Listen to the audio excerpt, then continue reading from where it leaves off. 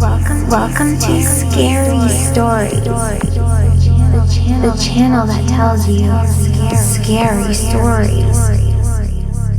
Welcome to a very special 2-hour-long episode of Scary Stories NYC.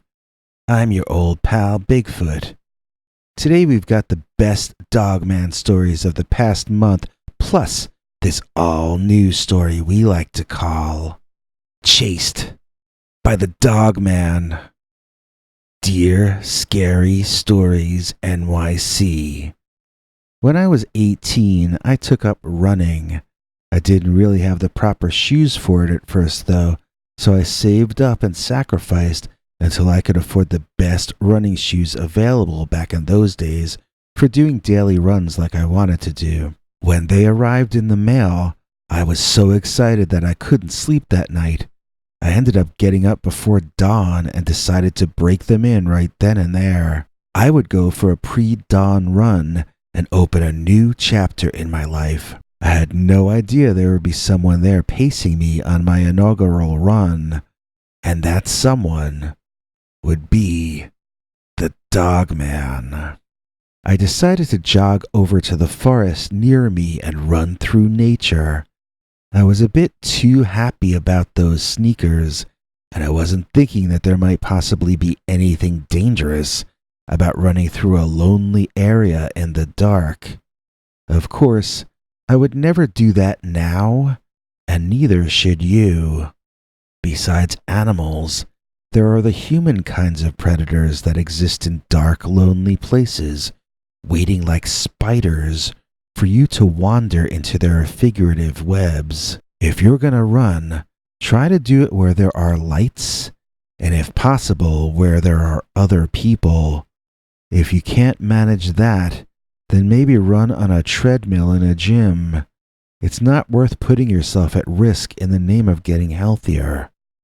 At any rate, I was a newbie and impatient to get going, so I wasn't thinking of safety. As I was running on the path near the woods, I could have sworn I heard something moving along in the forest to my right. I didn't think much of it. I was too wrapped up in the comfort and sensation of my new running shoes.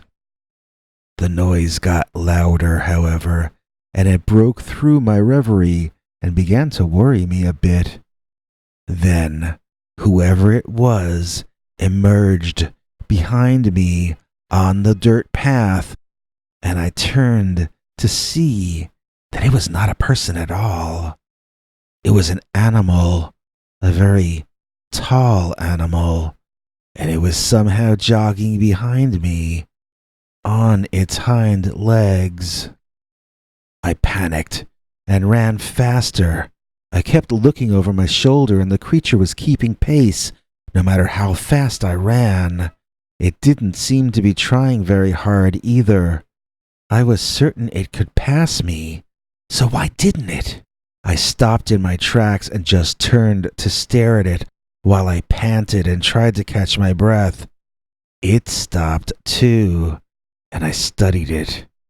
It was a dog. How could a dog be standing and walking on its hind legs? It looked like a mastiff. A dark brown mastiff with floppy ears and a wide, massive chest. It had a curious expression on its face that reminded me of the look my old mastiff used to get just before he leaped on my cat. Was it seeing me as something to leap on?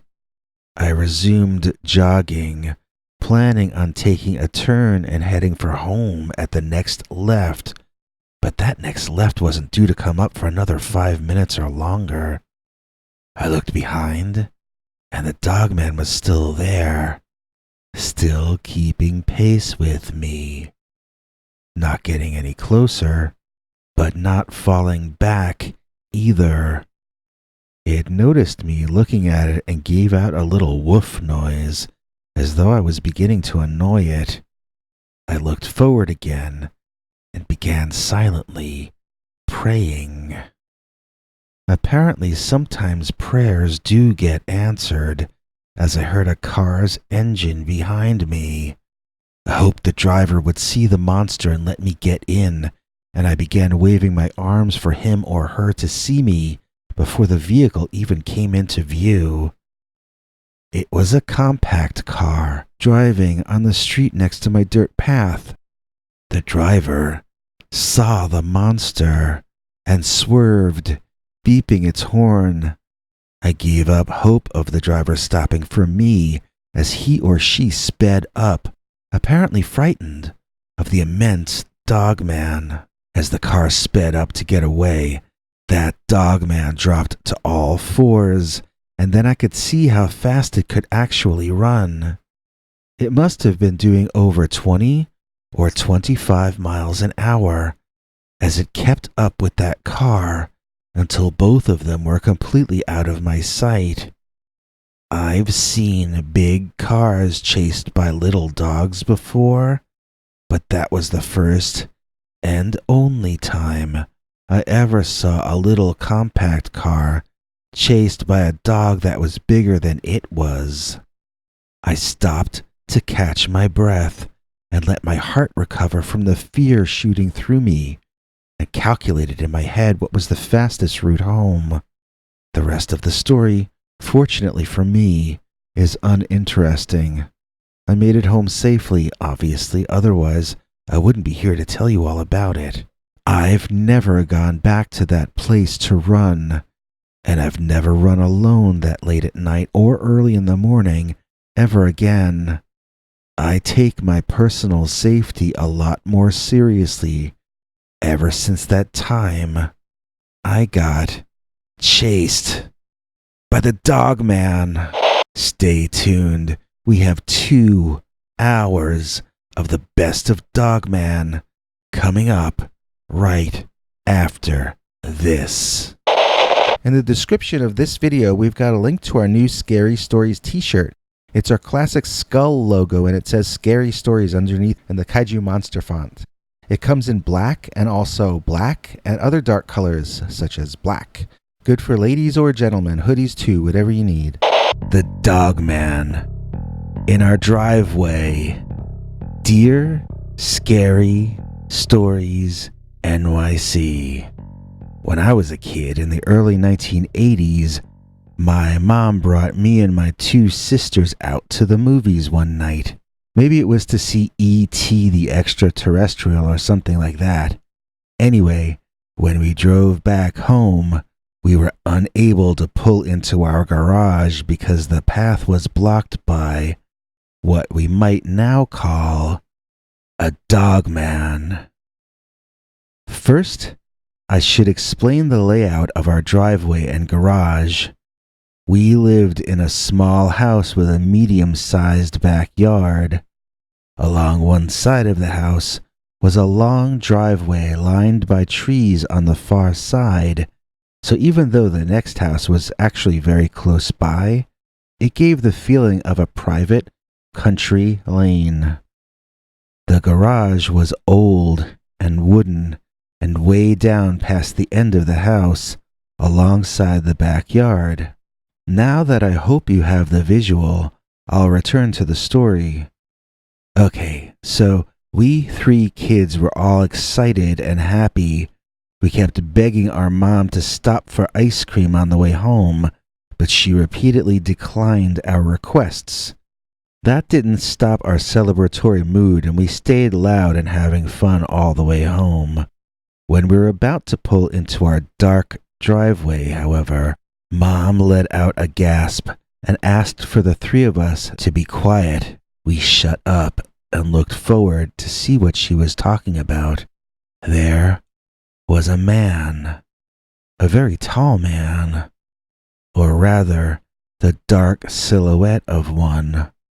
He was facing away from us, toward the back of the house or the old wooden garage.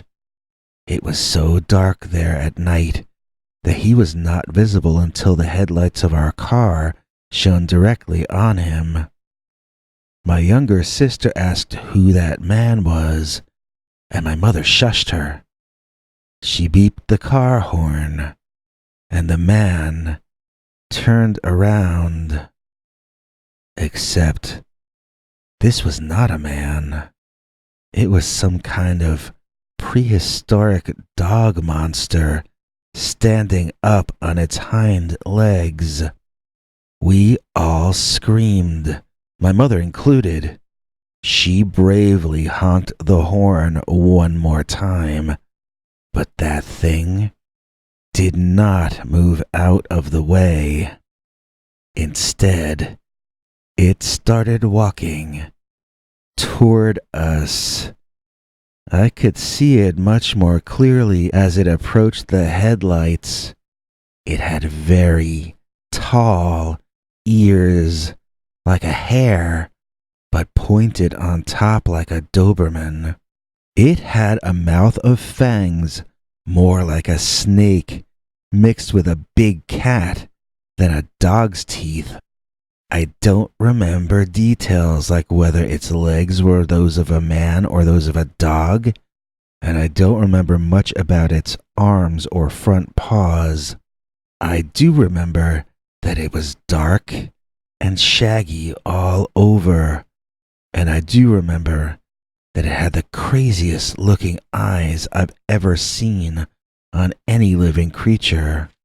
Mom backed out of that driveway like a stunt driver and we sped away.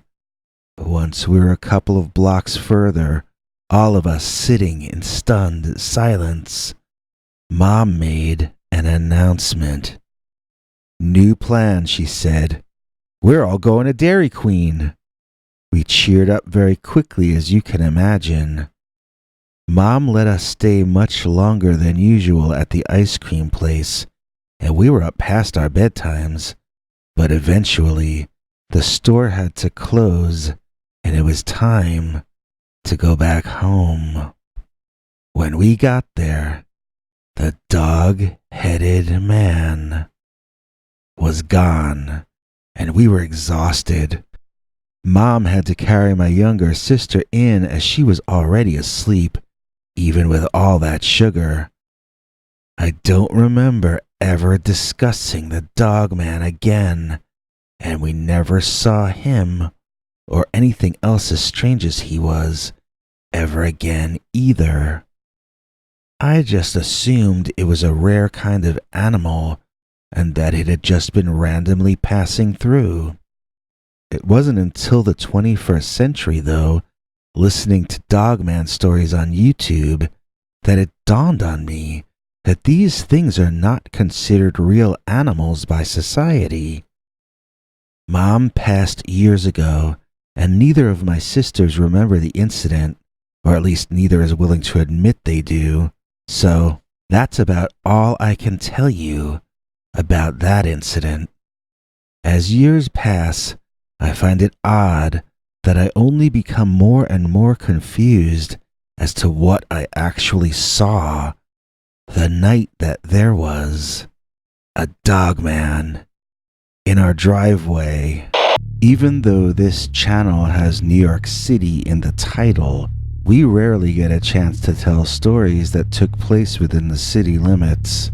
Most weeks the stories take place in the forest somewhere, usually in Pennsylvania or Michigan or Wisconsin. We've also had stories from Massachusetts and Connecticut, but tonight we actually have one that allegedly took place right here. Well, not in Manhattan, but out in Queens near Shea Stadium, the now torn down field where the Mets used to play, and the Beatles too.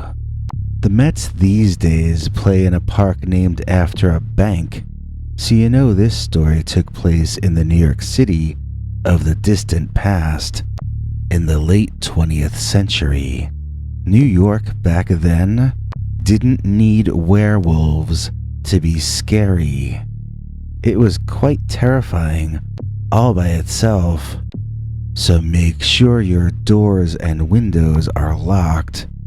Make sure your house or apartment alarms are set. Pull the covers up over your head. And let's get started with this story we like to call the Mutated Dogman of Queens, New York. Dear Scary Stories NYC.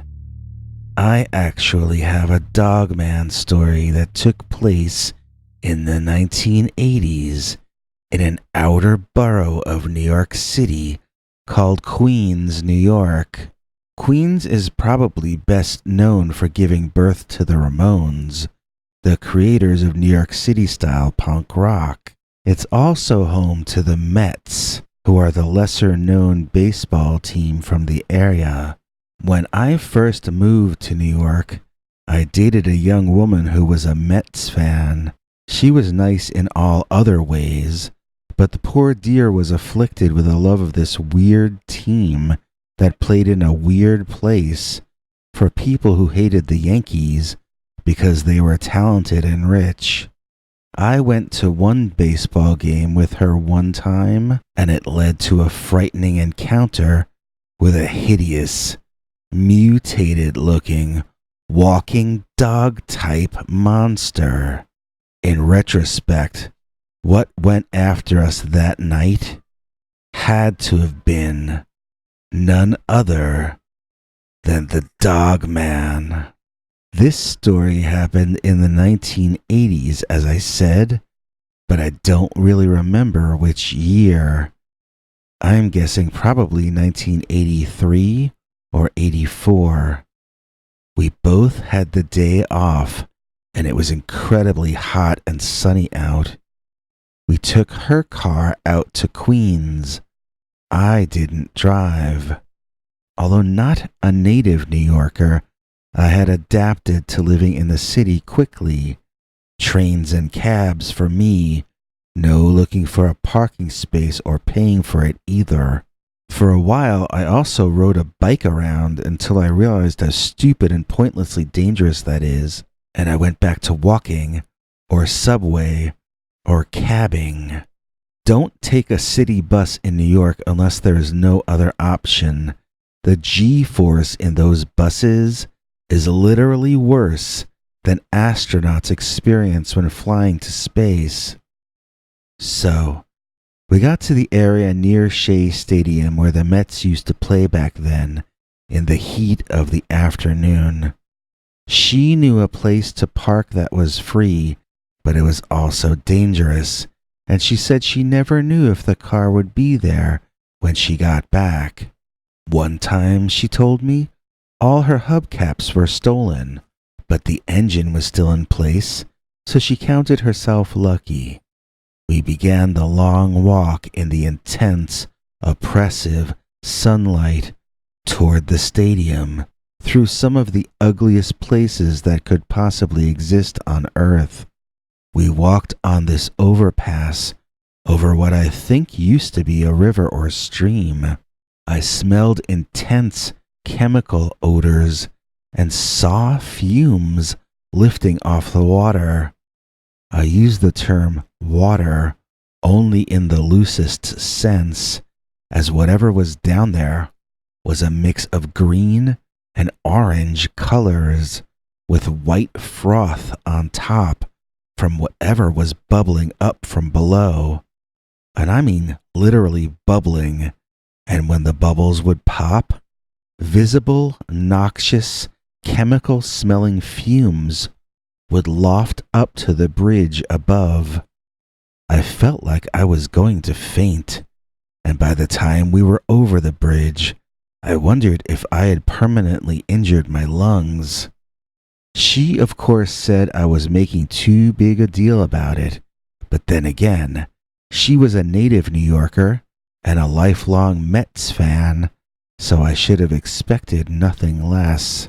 My girlfriend suggested we sit in the shade under a tree, but there was so much garbage in the grass. I told her I'd rather wait in the sun by the stadium, since the worst that could smell like would be concrete baking in the sun. When we reached our gate, the stadium was still not open, and a crowd of Mets fans were gathered there, all arguing and saying hurtful things to each other. Each of them looked like there was something wrong with them. Some of them were physically deformed, but they all seemed emotionally damaged. Nothing any of them said wasn't hurtful or dismissive, yet my girlfriend would react like they were jovial, fun-loving jokesters. She seemed so pleasant compared to these people. I didn't understand how she had ever fallen in with them.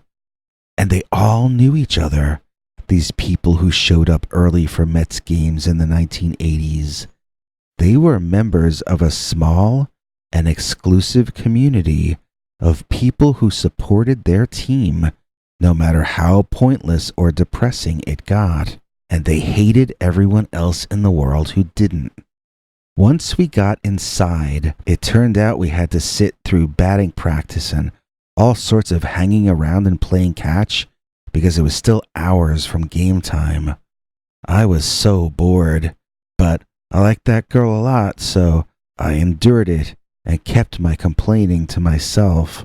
She went down and got autographs of people I never heard of, and excitedly told me all the details about how she got each one, which I forget. So we watched a terrible game from terrible seats all the way up in the upperest of upper decks, my skin roasting bright red in all the direct sunlight, filtered through the fumes that passed for air in Queens in those days. Mercifully, I would fall asleep at points, but sadly, she would wake me up each time I started snoring. Eventually, the game was over, and she wanted us to hide in the bathrooms and wait till the stadium was officially closed, then sneak over to where she knew the players hung out and try to get autographs.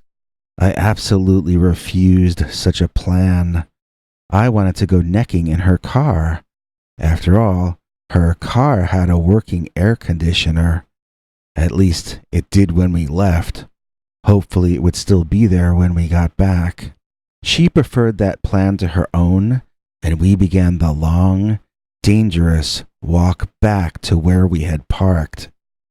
Miraculously, not only was the car there, but the hubcaps and air conditioning too, so both our moods perked up a bit. I asked her where would be a good place for us to park that didn't smell of chemicals, and she said, I'll have to think about that.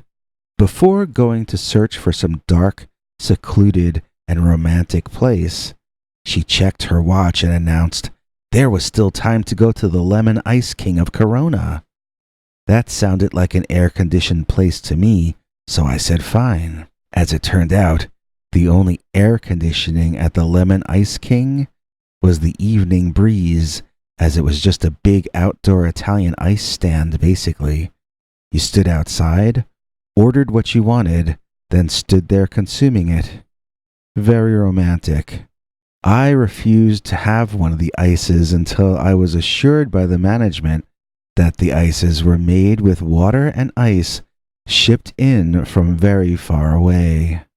Eventually, she had enough chocolate icy, as she called it, to satisfy herself, and we got back in the air-conditioned splendor of her Honda and drove off, looking for someplace dark, but not dangerous looking.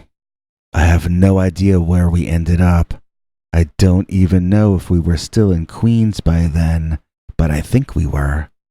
It was on a road with no houses on this end of it, and it ended in a dead end.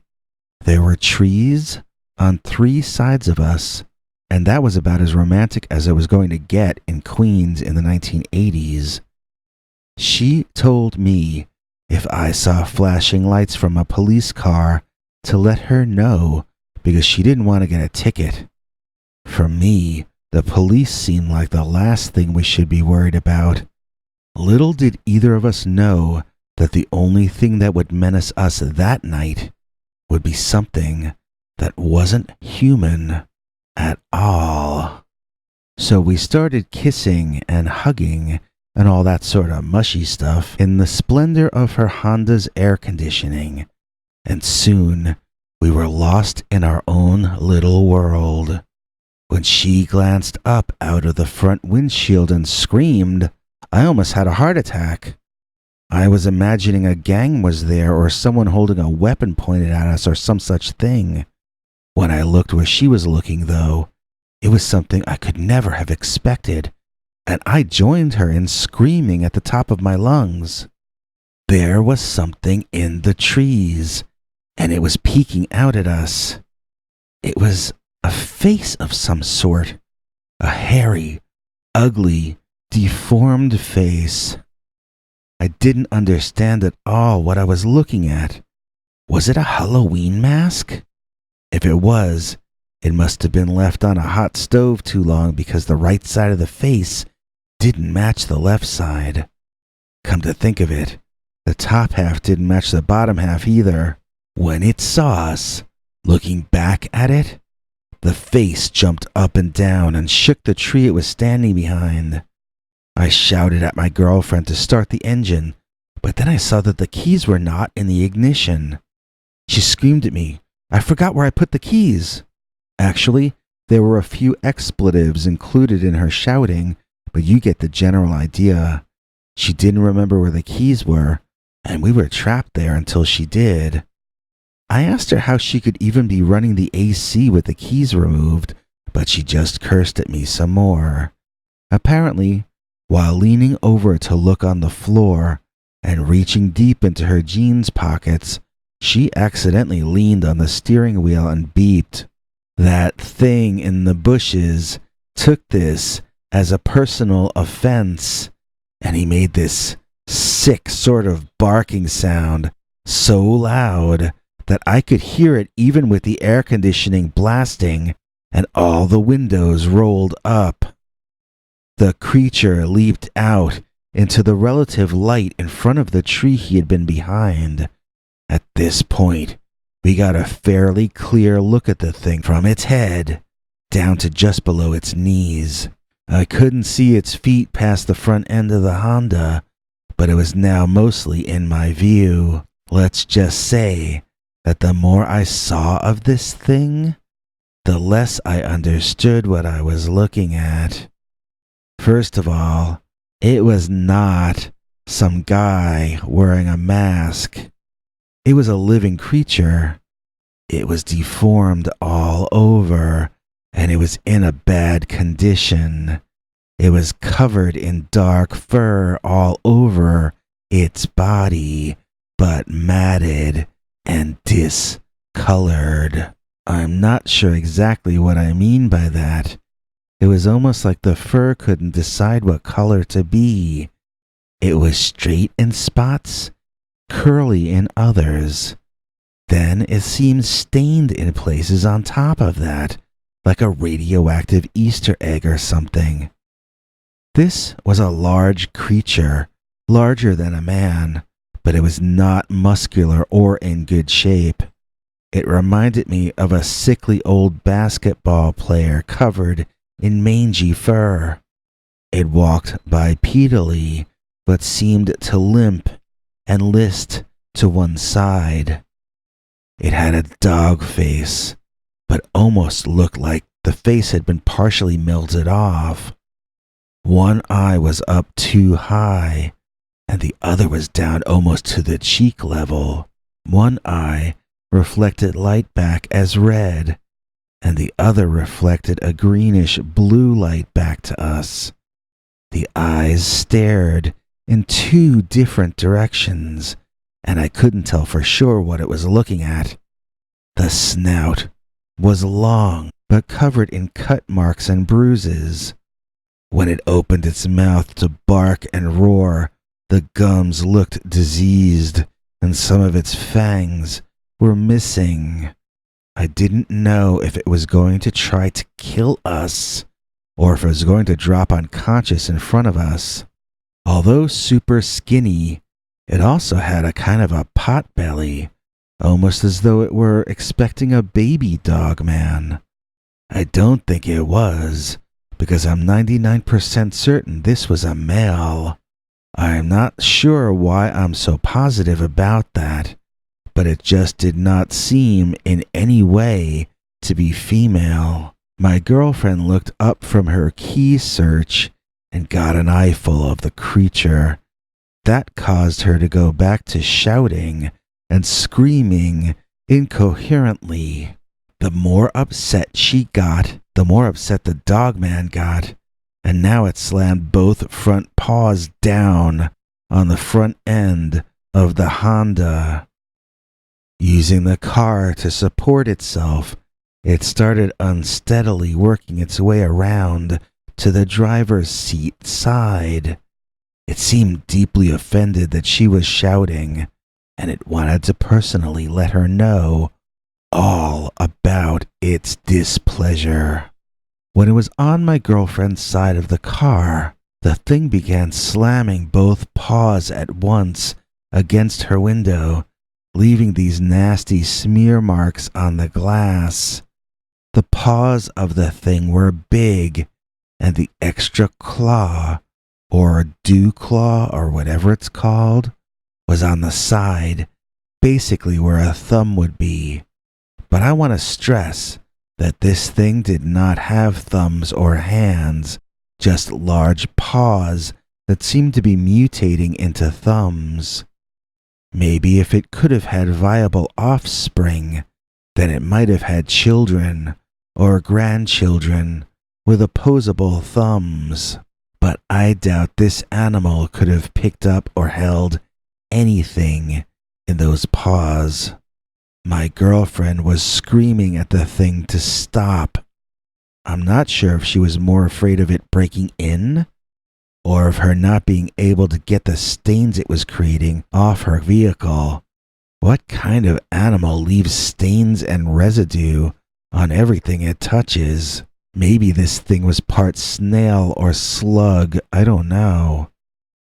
As I was watching the insane display in front of me, I caught sight of the car keys on the dashboard. She just tossed them on top and we'd both forgotten in the ensuing craziness. I grabbed the keys and handed them over, but my girlfriend was too caught up in panicking over the monster a few inches to her left to notice anything I was doing. I inserted the key in the ignition and tried to turn it, but from my angle, all I succeeded in doing was turning the air conditioning off. Fortunately, that got my girlfriend's attention, and she turned the key to start the engine, which screeched, then sputtered, and then failed. "Try again," I insisted, and she gave me a look like, "What else would I do?" while turning it again a couple or 3 times until the car finally started. She turned to look behind and peeled out of there backward, swerving all over the street in the darkness. What I saw, and she didn't, was that the dogman was hanging onto the side view mirror and was being dragged down the street with us. When we reached a wide enough area, my girlfriend made the craziest, fastest U-turn in Queens, New York history, and that dogman went flying into a bunch of garbage cans left in front of the only house on that block. Off we went. I don't think she ever saw him hanging on, and I didn't want to tell her. She drove me to a subway station so I could get back to Manhattan by myself, then drove to wherever it was she parked her car at night. We both made vague plans to meet the next evening in my neighborhood and exhaustedly said goodnight to each other. So she took the car to a drive-in car wash in the morning, but there were still green stains on the driver's window, and the side view mirror had been bent out of shape. She took it into a shop owned by a family friend and had the mirror fixed, then sprang for a hand car wash, which got most of the stains off. I know all this because I got a report about it that evening, along with receipts and a request that I pay half of the cleaning and repair costs, since I had been in the car too at the time. If I recall correctly, I gave her more than half because she had to waste hours of her day going through all that, and I was glad I had gotten to sleep through it. So I never wanted to go to another Mets game for some reason. This became a point of contention in our relationship. She started bringing this other guy to games with her instead, and after a while, he was more of her boyfriend than I was, so we broke up. I liked her a lot, and she was a nice person, but that dogman was nasty, and I never wanted to be where he lived ever again. It just seemed like an unhealthy place to be.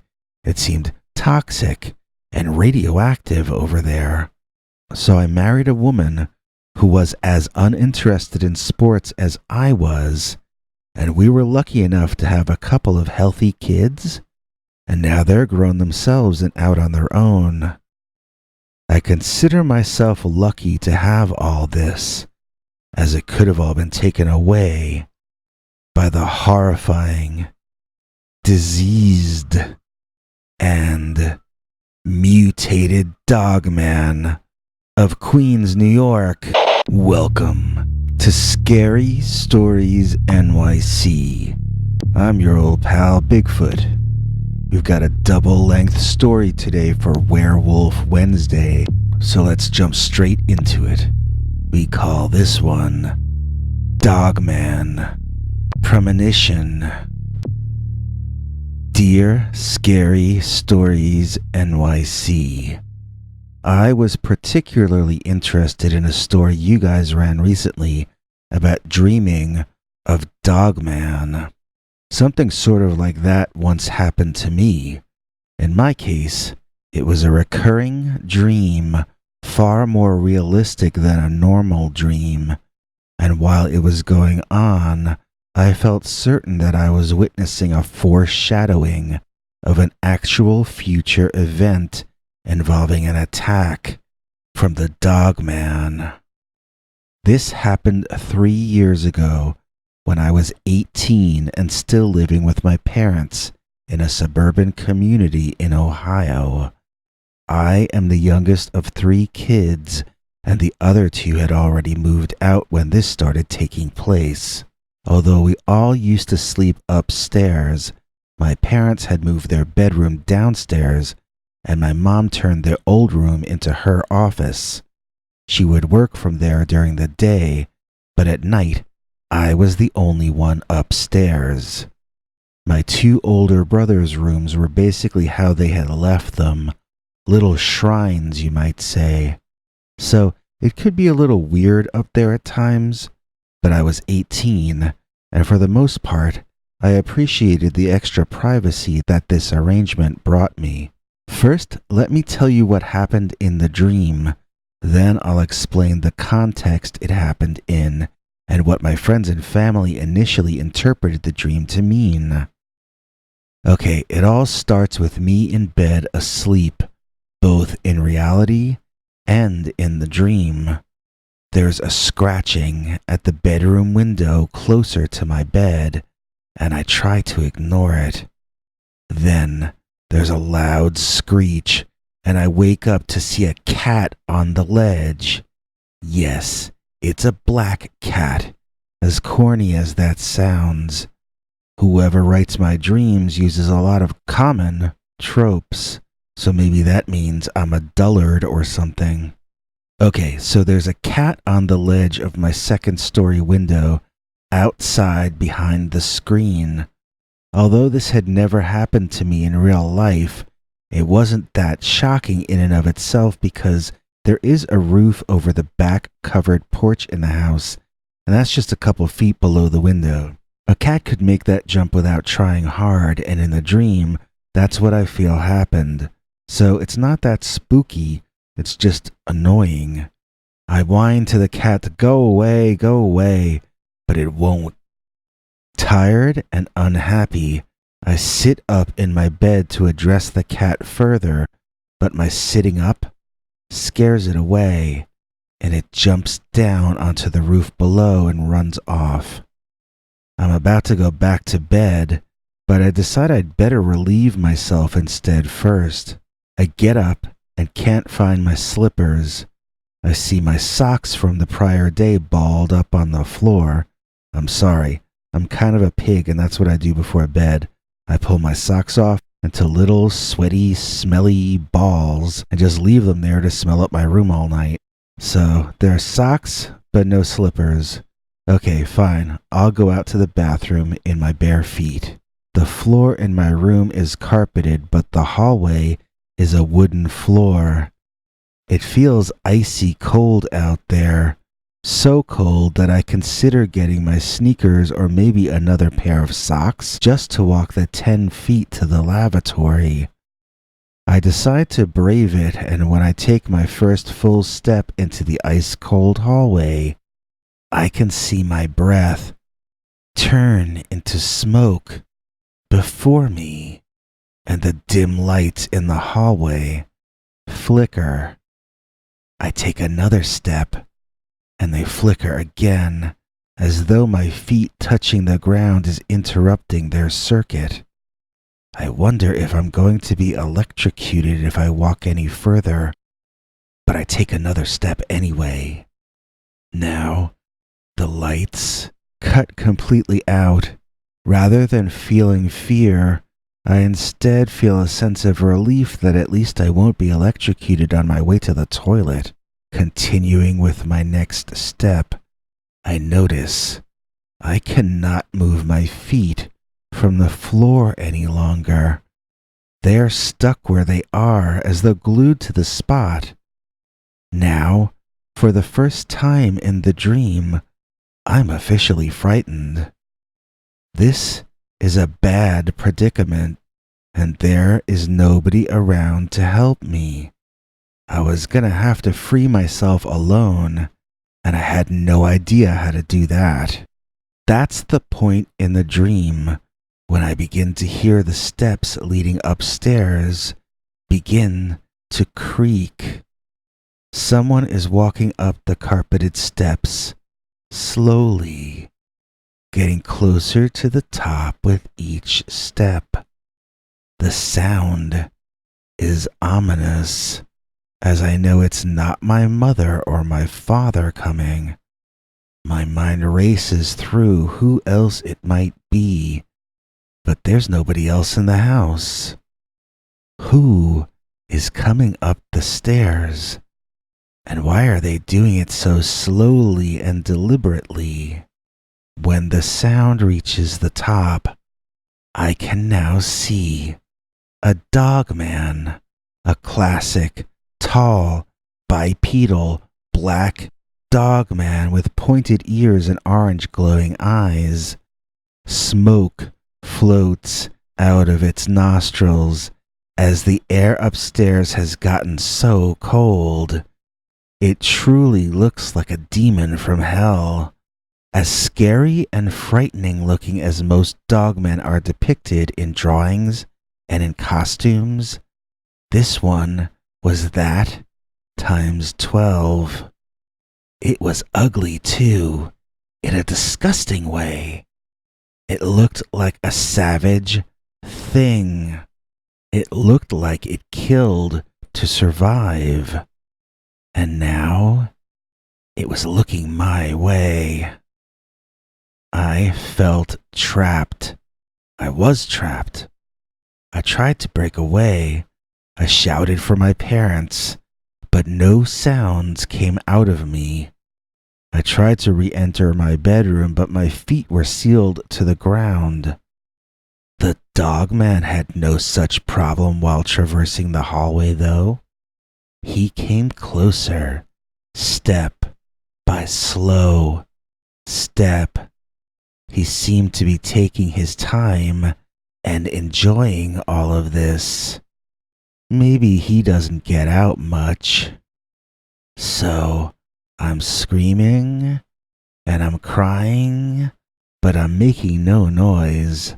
And I'm staring at this demonic, hairy monster getting closer and closer. When it's close enough, it shoves me in the chest with both its front paws, and I fall backward, my shoulders hitting the wooden floor and becoming pinned like my feet. My belly is up in the air, fully exposed, and the dogman lunges forward to take a big, meaty bite. That's when I woke up screaming.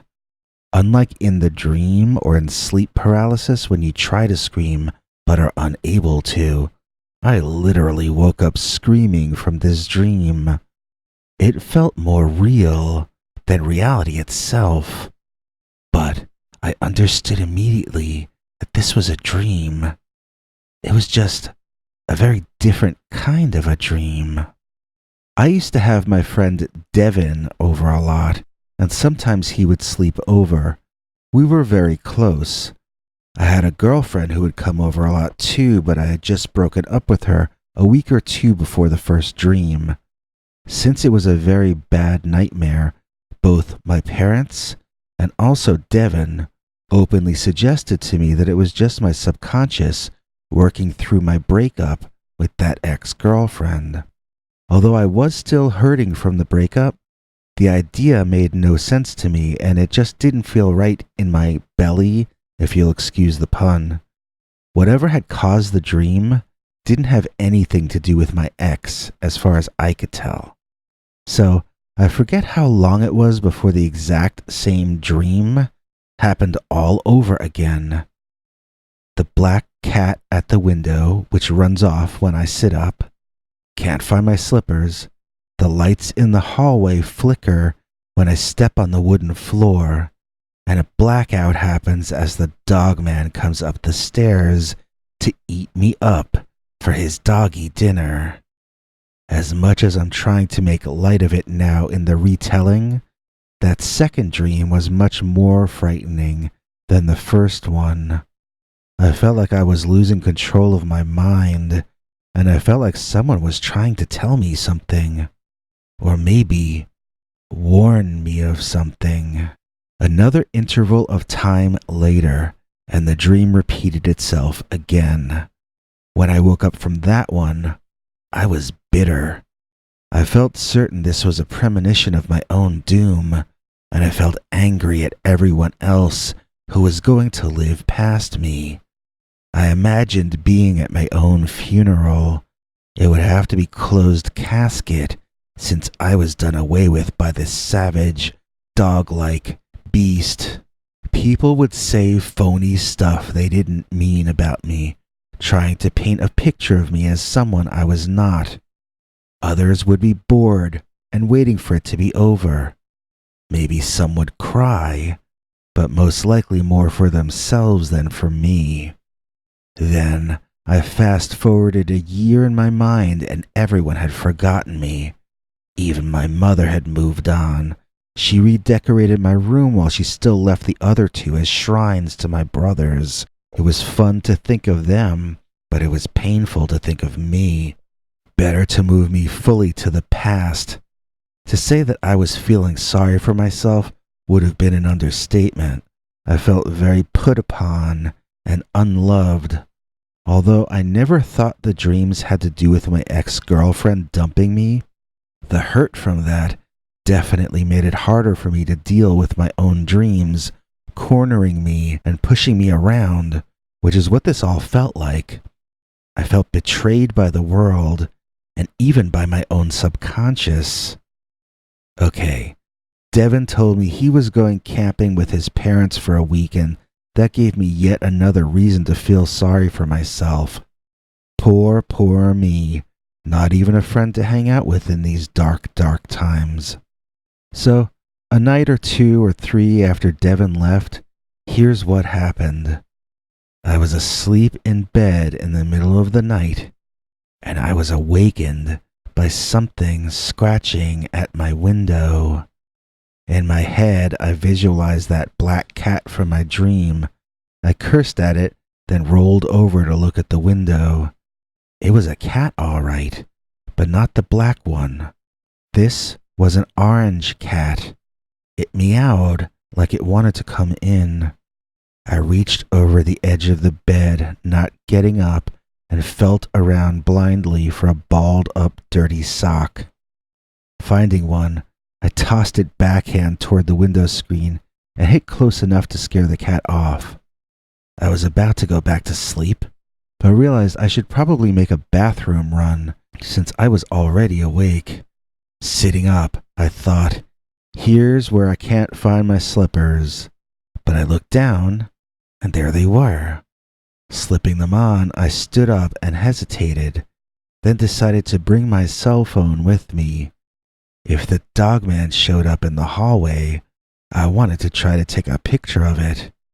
If I was going to be someone's dinner, I wanted to leave some evidence so at least my mom would know how I went.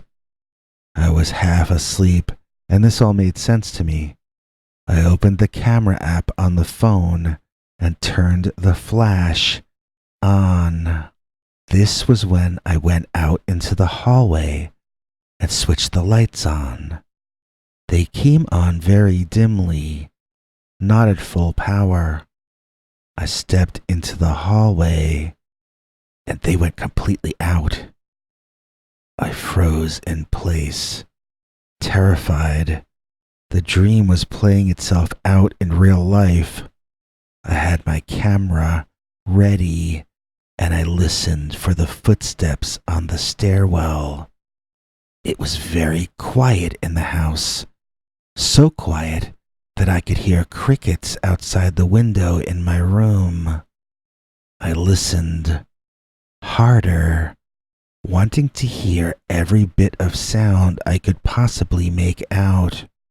Then, my phone rang so loud that I nearly dropped it, but I caught it just before it hit the wooden floor hard. My heart was beating as I looked to see who was calling. Devin. Devin was calling, and the phone said it was 3:23 a.m. Maybe he rolled over on his phone inside his sleeping bag or something, but I wanted to pick it up anyway just to see. I was shaking so hard that it took me 3 jabs at the phone screen before I hit it in the right place. "Devin?" I said nervously into the phone. "Dude!" he shouted at me excitedly. He had called me on purpose after all. Part of me wanted to yell at him for scaring the living daylights out of me after 3 a.m, but I was actually grateful to have a human being to talk to. I asked him what the heck was going on. He proceeded to tell me an incredible story, and I will try to remember it to you as well as I can. I'm telling it from memory though, so I might get some parts wrong. But as I tell it, you'll understand why he felt it was okay to call me in the middle of the night about this. Okay, Devin and his parents were camping up in Canada. They were really far north, and even though it was summer, it was cold and snowy where they were. If you wonder why someone would go to a cold climate in the middle of the summer, well, Devin's dad's father was from Norway, so I guess it was just in their blood or something. Okay, so I heard car sounds, like he was inside a car that was driving, not out in the wilderness. I asked him about that, and he said, yeah, he and his parents were driving back. He had wanted to call me a couple or 3 hours earlier, but this was the first time they were able to get a cell phone signal. I asked him why they were coming home when they were supposed to be out there another few days, and he said that was the story he wanted to tell me. Okay, he said I wouldn't believe it, but everything started when he was in his tent and trying to sleep, and he was awakened by a cat freaking out outside his tent. It was screeching and trying to scratch its way through the tent to get inside. Devin unzipped to look outside, and the cat raced in before he could stop it. Then it curled into a ball in the far corner and tried to make itself small.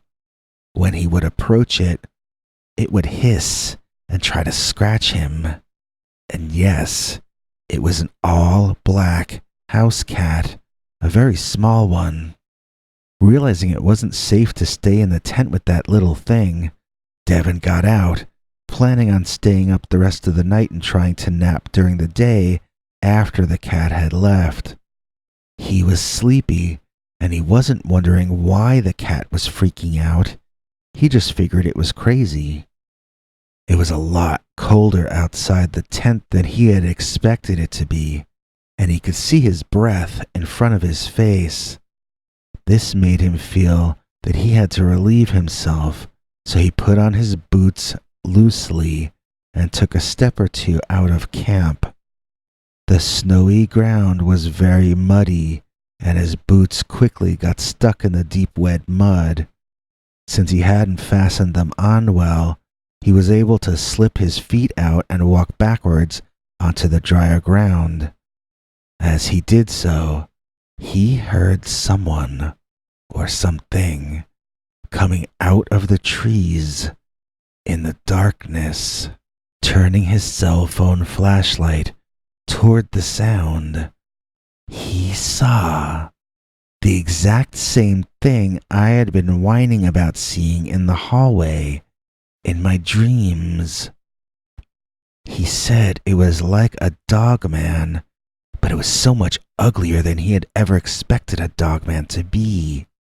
It breathed, and thick smoke enveloped its head in the cold night. It was so hot that steam rose off its head, its shoulders, even its eyes emitted steam. The demonic-looking dogman, as tall as a very tall man, and walking on its hind legs, began doing this weird, whining growl. It sounded crazy, and it glared at him.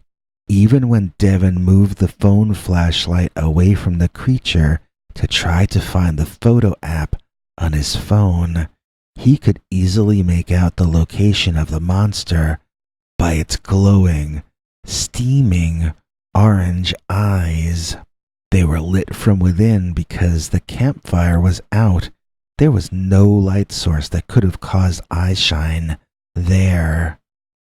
While staring at his phone and trying to find and turn on the camera app, he realized his fingers were too cold for the screen to react.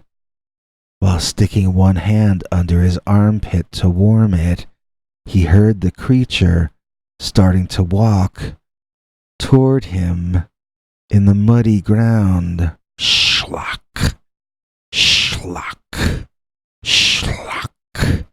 The creature was so strong that he was able to move through the mud that had incapacitated Devin. Suddenly realizing that the creature wasn't just showing up to have his picture taken, and that he might be in some very real danger, Devin screamed out in horror to his parents. The cat started screeching again too, and Devin understood now what the little animal had been running from, and why. It had been running from the dogman that Devin now wished he too could run from. Devin shouted until his parents came out of their tent. Both of them started shouting at the monster, and it stopped walking toward them.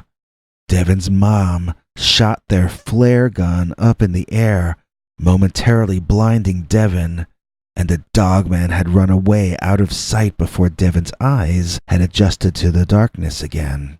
At that point, the three of them packed quickly and got started driving back toward the United States, and now we were up to date with the full story. I asked him if he got any photos of the thing, and he had not. I asked him what happened to the cat, and he said his mom took it. The thing acts tame for her. It was sleeping on her lap in the car as we talked. So, this was one of those odd things that will make you bond with your friend. If you don't believe me, you try having a dream that foretells an occurrence in someone else's life and see if it doesn't make you closer friends. And if that doesn't work, then try it all over again from scratch, and this time have a psychic dream about a dogman with steam coming out of its eyes. And that's the true story of my dogman premonition. Marriage. Marriage between a woman and a man? Marriage between a man and his job? Marriage between a man and his sanity? Are all three of them going to break up? Find out in this story we like to call The Werewolf That Watched My Wife. Dear Scary Stories NYC, when I woke up to the sound of my wife blasting the TV in our bedroom one late night, I had no idea that it would lead to a face-to-face encounter with the Dogman. My wife and I lived out in the suburbs of Philadelphia in a 2-story home. I worked in the city and she took care of the house. She likes to stay up later than I do since she doesn't need to get up early to go to work, and she would often sneak downstairs to watch TV while I slept upstairs. I didn't really care either way, and it seemed to make her happy. So, one night, I was sleeping in my bed and suddenly woke up to a woman screaming. I sat up in bed, trying to wake up and figure out what was going on, when I realized it was some TV murder mystery show, and that my wife was watching TV in our bedroom after midnight. I expressed my unhappiness with this situation and reminded her that I had to get up early in the morning. She immediately turned the situation around to paint herself as a victim and insisted I was trying to get her killed because I didn't care about her and that I was a terrible person. Still trying to wake up, I urged her as politely as I could manage under the circumstances to explain how I was trying to get her killed by sleeping. She wouldn't stop talking to let me speak. She just kept prattling on like a 2-year-old, smirking at how clever she was being. The term yellow eyes in the darkness repeated itself in the broken record she had on loop, and I interrupted to ask her, what yellow eyes in the darkness? Finally getting enough attention drawn to her victimhood to make her feel special, she began describing that there was a yellow-eyed monster downstairs, outside, that would watch her as she watched TV. She said it made her feel uncomfortable, and then went back into a tape loop about how I want her to be stared at because all men can see when they look at women or objects or something like that. I grabbed a blanket from the closet and went downstairs to sleep on the couch, taking great pleasure in slamming the bedroom door on her mid-sentence. I was going to look outside to find the yellow eyes of doom, but by the time I saw that couch, all I could think of was getting a little more sleep before work. In the morning, I overslept because I had forgotten to bring my alarm clock downstairs, and apparently my wife didn't think it was important enough a thing to let me know when it had gone off. I got to work a little later than usual, but not late enough to be any kind of a big deal. It was a rough day, and by the time I got home, I had a speech worked out in my head about how I needed extra sleep tonight to make up for the previous night. I was already feeling unwell, and it affects my work when I don't feel well. Since my wife's entire existence was paid for by my paycheck, I felt certain she would be reasonable about it. She wasn't. Literally, as I was coming into the house, before I had taken my jacket off, she tore into me about how she had been awakened by my alarm clock that morning, and it had put her in a bad mood for the day. She said if I was going to set the stupid thing, I could at least have the common human decency to come back upstairs and turn it off when it rang. I began trying to seg into my prepared speech, but she hijacked it quickly, asking me if I wanted a divorce. I said no. She said then I'd better get on the ball, because if I kept up this kind of behavior, she was going to take the house and most of my paycheck with her when she left. Since her cousin is a lawyer, I had little doubt she would be able to manage something approximating her threat.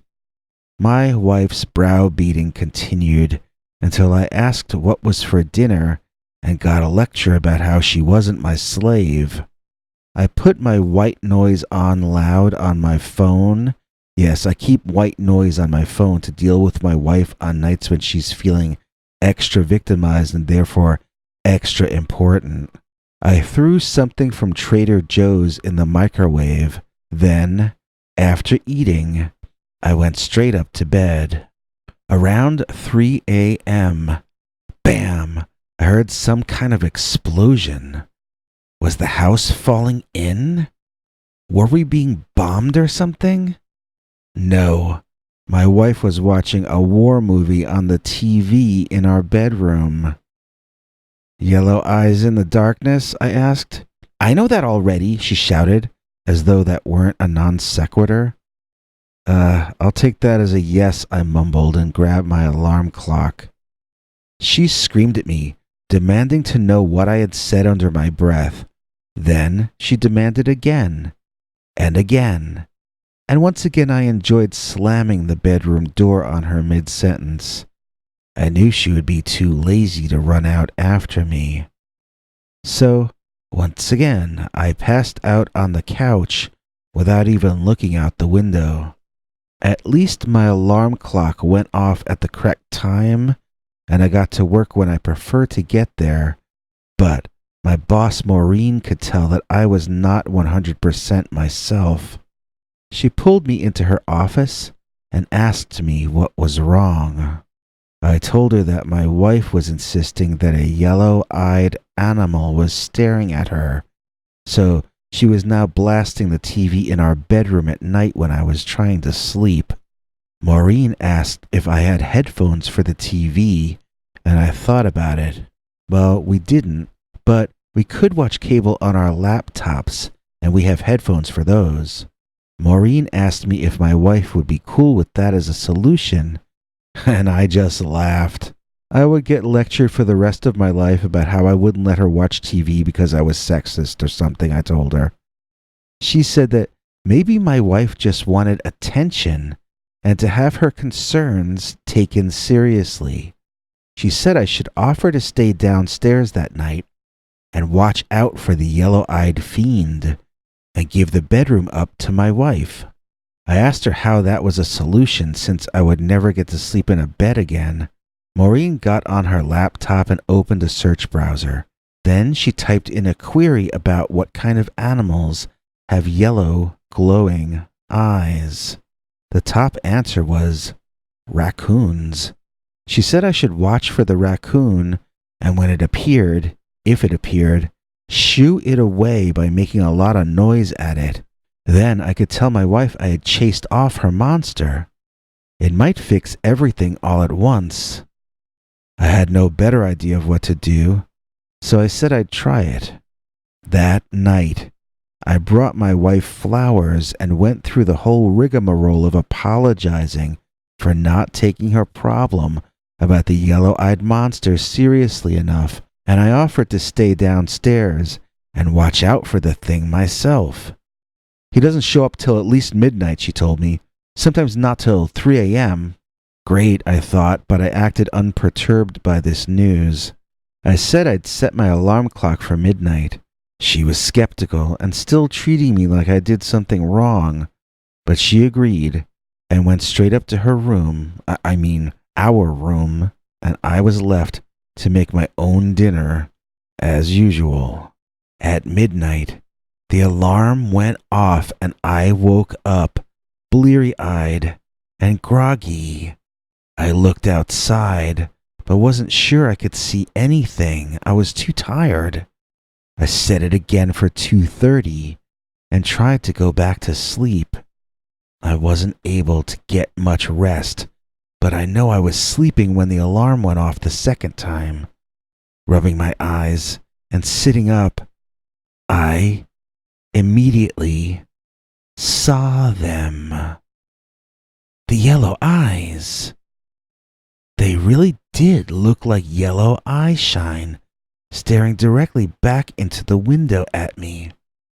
I got up and walked around to see if it was a reflection, but they seemed to be really there in the woods.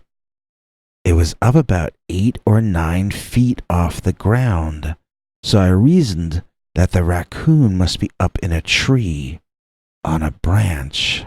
I put on my slippers and went out into the backyard. It was much colder out than I had expected, and I wished I had my bathrobe on. I grabbed 2 metal lids off the trash cans and began banging them as I walked toward the trees. "Get out of here, Mr. Raccoon," I shouted. I might be waking up the neighbors, but I wanted to be loud enough that my wife could hear. If she didn't actually hear me doing it, she would accuse me of lying or exaggerating what I had done. I got to the tree line, and I could still see the yellow eyes. They still seemed to be looking right back at me. Were they real, or some kind of an illusion? I still wasn't sure. I got to the trees, and by this point, I was begging. "Oh, please, Mr. Raccoon, won't you please go away? You're killing me over here," I pleaded. Now, there was movement. I could hear the bushes parting, and the eyes seemed to be coming toward me. They were not moving like an animal climbing over branches, though. They were moving differently than that, and it made me feel confused. Something weird was going on here, so I took a few steps back toward the house. By the time I was in the middle of the yard, halfway back, the eyes emerged from the woods, along with the rest of the creature. It was not a raccoon, and it was not standing on a branch. It was standing on the ground, and it must have been something like 8 or 9 feet tall, if it was an inch. To say this was not what I was expecting would be an understatement. The thing had a dog's head, yet it stood upright like a man. Well, like a dog, if a dog could stand upright. It held its paws both in front as though it were preying, but I think the only prey on its mind at that moment would have been me. It walked toward me on its hind legs, glaring the entire time. Then, when it was maybe 10 feet away, it dropped back down to all fours, cutting that distance in half. Now standing like a quadruped, the thing was still slightly taller than I am, and I'm 6 feet. It was a dog. A giant dog, or wolf. It was dark, but not all black. It seemed to have darker and lighter shades of brown that I guess would remind a person of a German shepherd. Except, I don't think German shepherds have yellow, glowing eyes. The thing smelled at the air, catching my scent. Then it barked loudly at me. My hair was literally blown backward by the intensity of this thing's barking, and I fell backward, clanging the trash can lids together and banging up my back quite a bit in the process. The dog walked right over me and put his giant face right in mine. I prayed in my mind, which I don't think I've done since I was a kid. I prayed to be delivered from this insanity. I prayed that this would turn out to be a dream. When I got done with those prayers, and he was still over me, dripping dog saliva and growling, My prayers switched to praying that he would end me quickly and not make it hurt too much. And then the giant dogman turned around and left. I guess he just wanted to show me who was boss, and I would say he succeeded. I was definitely not the boss, either inside or outside my house. I laid there on the grass, crying for a while, relieved to still be alive. I went back inside, but I was a mess, so I jumped into the shower rather than try to go back to bed. I left for work before my wife would be up, but I knew that no matter what I told her, she would turn it around into me being a bad person somehow. At work, Maureen pulled me into her office again, already knowing that her plan had not worked out by my haggard appearance. I told her the truth, all of it, about all that had happened, and her jaw hung slack. If I didn't know you better, she said, I'd recommend you see the company psychiatrist. My eyes widened. Sometimes talking to Maureen could seem so natural that I would forget she was my boss. She could brand me a nut job, or worse, she could fire me. Instead, she warned me not to say I saw a 9-foot-tall dogman if anyone else asked, and I agreed. I felt kind of hopeless about my entire life, so I asked Maureen what she would do in my situation.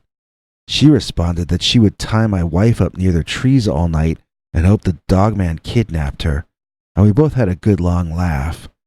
It felt great to think of being free of the oppression I lived under. Maureen said she'd call my wife and offer to let her stay with Maureen until I had some kind of fence installed or some other way to keep the dogman off our property. I wished her good luck and left her office, feeling as though a huge weight had been lifted off my shoulders. Only a few minutes later, though, Maureen stormed into my cubicle, ranting about what an unreasonable woman my wife was. She somehow had turned her kind offer into a theory about how Maureen and I were having an affair, which of course we were not. How my wife twisted that around, I could only imagine, but I can definitely imagine her doing just that. No matter what you would do around her, it was the wrong thing to do.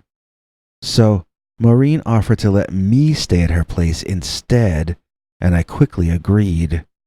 Staying at Maureen's was like nothing I had ever experienced. She never picked on me. She never criticized me, except constructively. And she never undermined me or kept me from sleep or other basic necessities. I realized I had never been treated fairly before in my entire life, and Maureen discovered she liked me more than she had realized. Soon, my wife's paranoid fantasy was coming true. My boss Maureen and I were falling in love. And so, my wife took the house, as she had promised, and she took more than half my income for life, as she had promised. I live for free with Maureen now, and I live free of the werewolf that watched my wife. Dogman or demon? Dear Scary Stories. Back about 10 years ago, my brother and I both saw a creature or entity in the woods at night when we were camping. He made me swear never to tell this story to anyone, but he hasn't spoken to me since 2017 because I have different politics than he does. Since he seems to have depersoned me, I guess I no longer have to keep any promises to him. Besides, he only made me promise because he's so chicken and deathly afraid of not fitting in, and that's never a good excuse to do anything as far as I'm concerned. Here's what I remember of the encounter. Okay, Even though he wasn't completely insane yet at that point, my brother was already a weakling and frightened of everything. So even though it was his idea to go camping, I had to carry the heavy equipment. I had to set up the tent. I had to make the fire because baby got a splinter. Then after dinner, I had to tell him ghost stories. I just made them up as I went along. If he looked bored, I made it scarier. If he looked scared, I made it even scarier still. Pretty soon, he was shaking like a leaf. I suggested he go to bed in a friendly manner, but I really just wanted a few moments alone before crashing myself. We only had one tent because Junior was afraid of sweeping alone, so he insisted I had to go to bed the same time as he did for safety reasons. I refused. He insisted I check the tent to make sure there were no spiders or scorpions. I told him there were no scorpions in that area, and he relaxed a bit. Then I told him there were lots of poisonous snakes around though, and they loved to crawl inside the sweeping bags of cowards. Somehow I got him into the tent and had a few moments to breathe for the first time that day. It was only a minute or two later, or at least it only felt that long afterward, when I saw what I at first thought was a laser pointer out in the woods. One of those red laser pointers. I saw the red dot very bright in the darkness. Intrigued, I stared as intently as I could in that direction. If that was someone messing around, it could turn into trouble. I wondered if it was someone's sight on their weapon and got genuinely concerned. Were we in danger for real? As I was wondering if I should move closer or climb into the tent or start hiking out of there, leaving all our stuff behind, the red point of light moved. I watched as it turned somehow into two red lights, and then I understood. Those weren't laser points. That was eye shine, and the two bright red eyes seemed to have turned and were now looking directly at me. I thought about waking my brother, but I figured he'd only make things worse. Whatever that thing was, it was either taller than I was, or else it was on a tree branch and only seemed taller. I wondered what kinds of animals had red eye shine, and I tried to Google it. There wasn't really a very good signal out there though, and I couldn't connect to any websites at all. I accepted that I was entirely on my own, when all of a sudden, one of the worst things that could possibly have happened is what happened. My stupid brother came out of the tent, whining again. He wanted me to walk him to the woods so that he could relieve himself. I told him to shut up and sit down. He at first refused, so I karate chopped him behind his knees, and he fell backward, screaming like a kindergartner. The red lights took notice of this and seemed to move closer. I shushed Idiot Boy and looked through the forest, hoping he would follow my gaze. He didn't. I pointed to the forest, and I swear he looked not at where I was pointing, but at my pointer finger, just like a dog would. Our family does have intelligent people in it, but my brother is not one of them. Then, A sound from the direction of the eye shine caught both our attention at once, and my brother finally saw what I had been trying to show him, just as it emerged from the woods. He was so surprised at what he saw that he fell backwards into the campfire, burning himself, then openly weeping in self-pity. I would have helped him, but I was completely transfixed, unable to take my eyes off of what I was looking at. I was seeing something that was literally impossible. Yes, it was what you would call a dogman, but that's only the beginning of the strangeness of this thing. Let me start at the beginning, listing as many of the details as I can remember.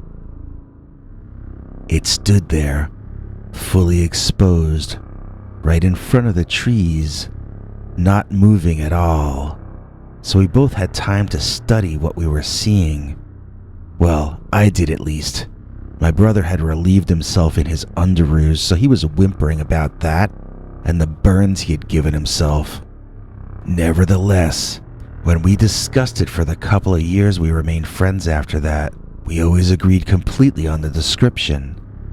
That was probably the only thing we agreed on in our entire time knowing each other. This was a very tall being, covered in hair the way a bear or a gorilla is. It was dark hair, but we couldn't tell much more about the color as it was dimly lit by the campfire, which continually moved around as it shed its erratic light. This thing appeared to have a kind of a mane, but it's possible its head and neck were actually just very wide. It had to be taller than a man. It must have been 7 feet tall. The chest on this thing was massive, and its shoulders as well. The arms were held at the side like a man would, not in front like a bear. Did I mention it was standing on its hind legs? Well, it was. And of course, it didn't have a human or ape-like face. It had a dog's head on top, but not a friendly kind of dog, and not a wolf-like face either.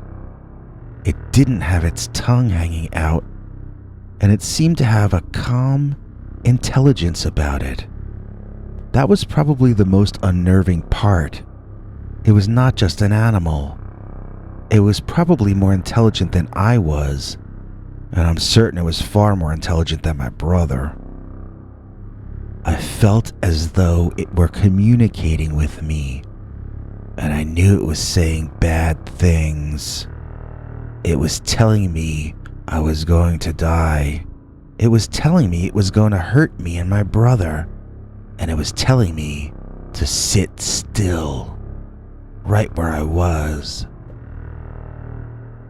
My brother also received the same messages according to what he told me the next day. We were going to be hurt, but we were not going to run away. It wasn't told to us in words, but the message was unmistakably clear. So, we sat there, and the creature, or whatever it was, began walking slowly toward us. It had the gait of an English gentleman. That's what I remember thinking about it. It's not walking toward us. It's strolling toward us, taking its time. By this point, my eyes were locked into his and I was unable to look anyplace else. Sometimes dogman experts ask me what kind of legs it had, or whether it had paws, or hands, or claws. I can't honestly answer those questions. At first it had its arms to its side, and then it had us staring into its eyes as it moved toward us. I never really got to study its anatomy at all due to these circumstances. So, This red-eyed thing moved closer and closer. As I looked into the eyes, I saw myself inside the eyes, burning up in the red flame-like interior. I felt the pain of the heat. Then I began being told horrible things about everyone I loved, things I can't even repeat here. I was shown the most horrible act each of my loved ones had ever done, and this thing laughed cruelly at everyone and everything that mattered to me. I felt insults coming at me, and I felt deep shame of myself. I was terrified and ashamed at the same time. I wanted to get up and run, but I had an overwhelming sense that I deserved this treatment, that I would deserve everything that came after. Then, abject fear took hold. I tried to scream, but I couldn't, and the screams stuck inside me began to burn and expand, causing intense pain in every atom of my physical self. It was the most horrible thing I can ever imagine enduring. Suffering for the sake of suffering. The worst pain, both physical and emotional, that I ever felt.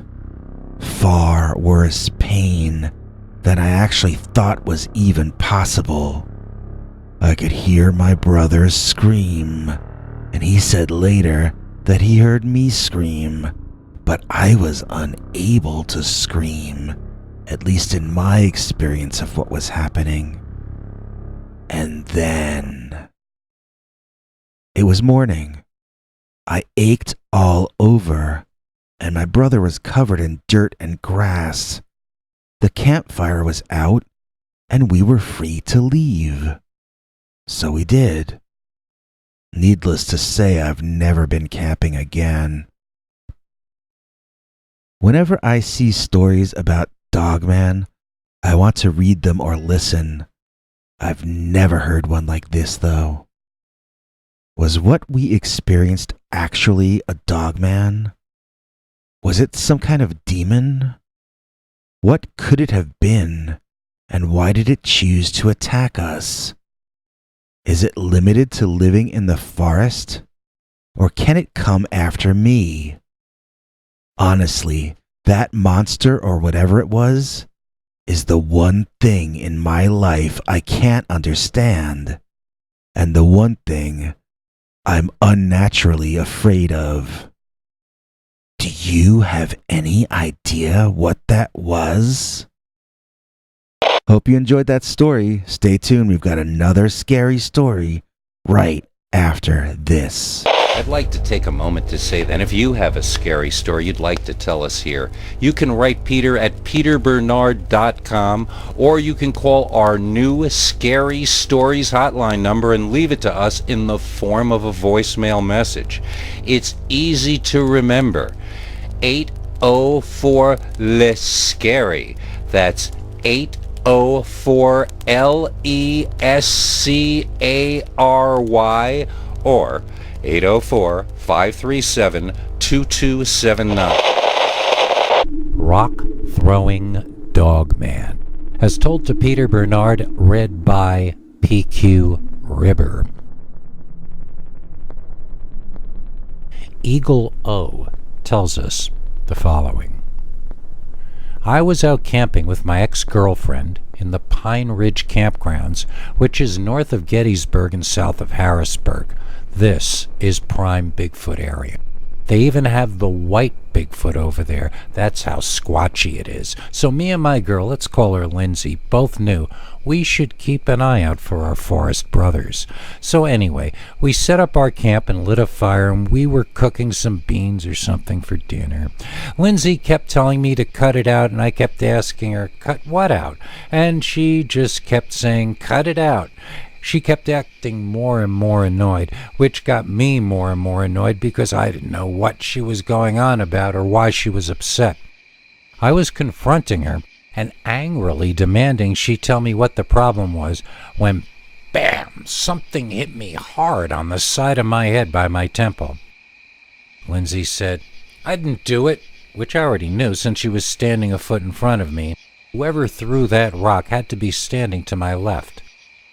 Looking in that direction, I saw nobody was there, just trees and bushes over there. Then my heart sank as it dawned on me. If something in the Pine Ridge area is standing in the woods and throwing rocks, chances are it's Sasquatch.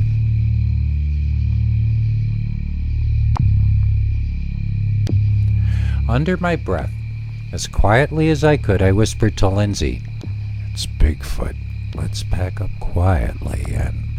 But before I could finish my sentence, Lindsay was screaming, "Sasquatch! Sasquatch!" and running straight toward where the rock came from. I called after her once, then realized she wasn't coming back. She wanted to see a Bigfoot, and for all I knew, she was about to. I grabbed my more valuable possessions and threw sand on the fire. I was going to get out of there no matter what Lindsay did. After I got my stuff packed up, I packed up her stuff, then dismantled our tent and packed that up as well. Still no Lindsay. I couldn't just drive off and leave her, but I really didn't want to walk through those woods looking for her either. I was completely unarmed, which was stupid of me. Don't go wandering around the Pennsylvania mountains unarmed. That's monster country. I tried to force myself to go into the woods and look for Lindsay, but my body wouldn't budge. I felt tears running down my cheeks. How much longer could I give her? Should I be notifying the authorities already? Maybe she was lost, or hurt, or worse. Finally, taking all my courage and using it up in one moment, I got up and began marching toward the forest. I had to at least look in, at least call her name. I had to at least try to find her. It was hard to see as I was crying so hard, or my eyes were crying, but my heart was brave. When I got to about 8 or 10 feet in front of the wood line, there came a sudden noise from directly in front of me, and I fell to the ground ready to be trampled on by a Sasquatch. But it was not a Sasquatch who came barreling out of the trees. It was my ex-girlfriend. Sitting up, I laughed in relief as she jumped over me and ran away, and she just kept running. I wondered why. Then I found out. Crashing out of the woods behind her was the strangest thing I had ever seen. It was tall, taller than any man I'd ever seen. It was hairy, hairiest creature in the woods. It was angry. I never saw an animal that angry before, unless it was a man who didn't want me dating his daughter. I know what you're thinking. You're thinking that I saw Sasquatch. But you're wrong. I never saw Sasquatch. The thing I saw had a dog's head.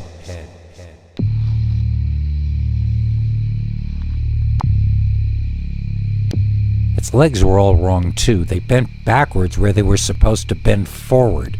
They looked like some kind of nightmare monster legs. I was just laying there on the dirt, observing the thing as it ran past me, or almost did. As it was about to leave my field of vision, it noticed me there. Choosing to give up its pursuit of my girlfriend, the huge beast turned toward me instead.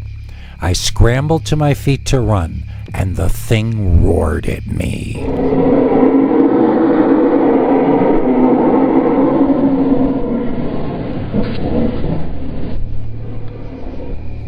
I took off running, desperately, insanely, as fast as I could. Behind me, I heard the monster chasing me, and to my right, I heard the car starting. My car. My girl, who I had waited for, was not waiting for me. She was leaving without me, leaving me here for this dogman to have his way with. This did not make me happy.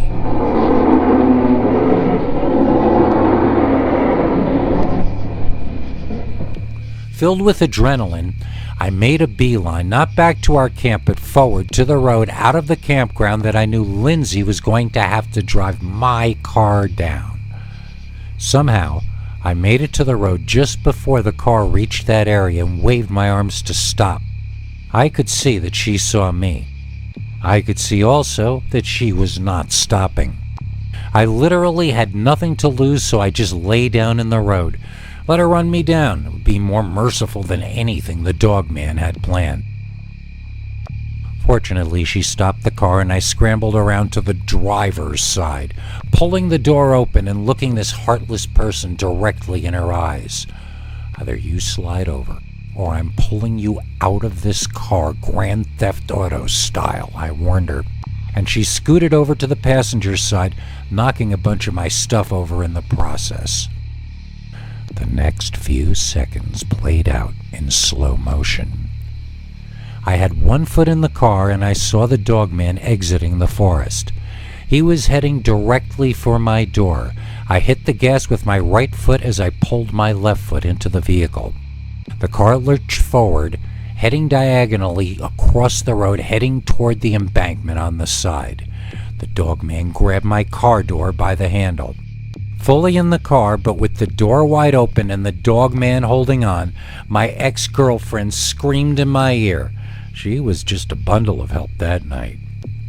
I floored the gas, and the wolf creature was pulled off its feet.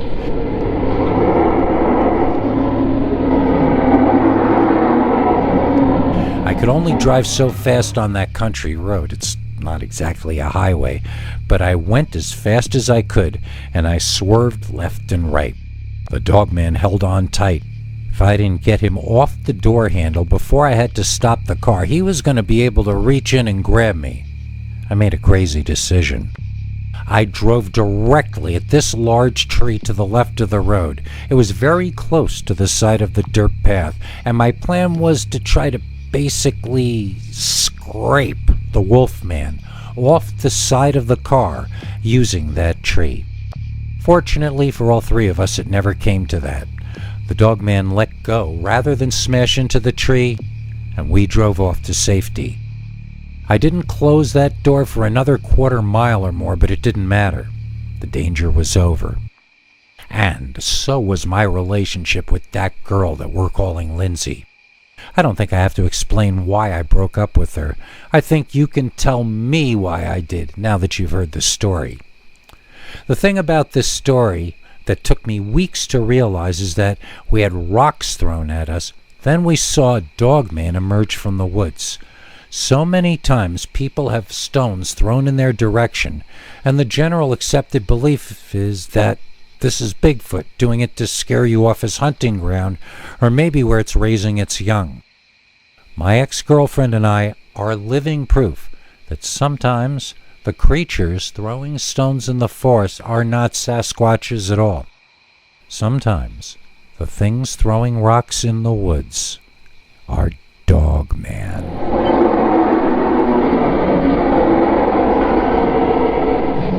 Thanks, Eaglo. That is a very interesting and unique story. Dogman slept in our basement, as told to and read by Peter Bernard. Our family hardly ever took vacations when I was young, but one year we went away for a full 6 weeks. My father left one of his friends from the city in charge of our house. He didn't know how to drive, so he basically had food delivered the entire time and never left the place. He also got so certain that it was crime-free out in the country that he kept forgetting to lock up the house or the outside entrance to the basement. He was right about the crime out where I grew up. It's practically non-existent. But he was silly to think that nature wouldn't crawl into every single cavity or opening left available to it. And so, when we got back, there was a large nest of hornets just inside the entrance to our garage. Dad's friend had never opened the door once, and the yellow jackets just swarmed in and took the place over. My parents had to call for some expensive guys to come out and deal with that. In the meantime, they couldn't use the garage for 3 days or however long it took for the people to come out. that was one problem, the other problem was even more dangerous than the first one, although the solution was a lot less expensive. Let me tell you about it since I'm the one who discovered it. Our house had 2 main floors. Downstairs had the kitchen, dining room, and a TV room that looked out onto the forest just 50 or 60 feet past the windows. Upstairs had bedrooms and bathrooms and a chain hanging from the ceiling. You could pull down on that and a staircase would appear so you could go up to the tiny 4-foot-tall attic. We also had a basement, but there was no way to enter it from within the house. You had to go out and walk around to the side of the house hidden by tall hedges that nearly stretched up to the bottom of the second-story bedroom windows.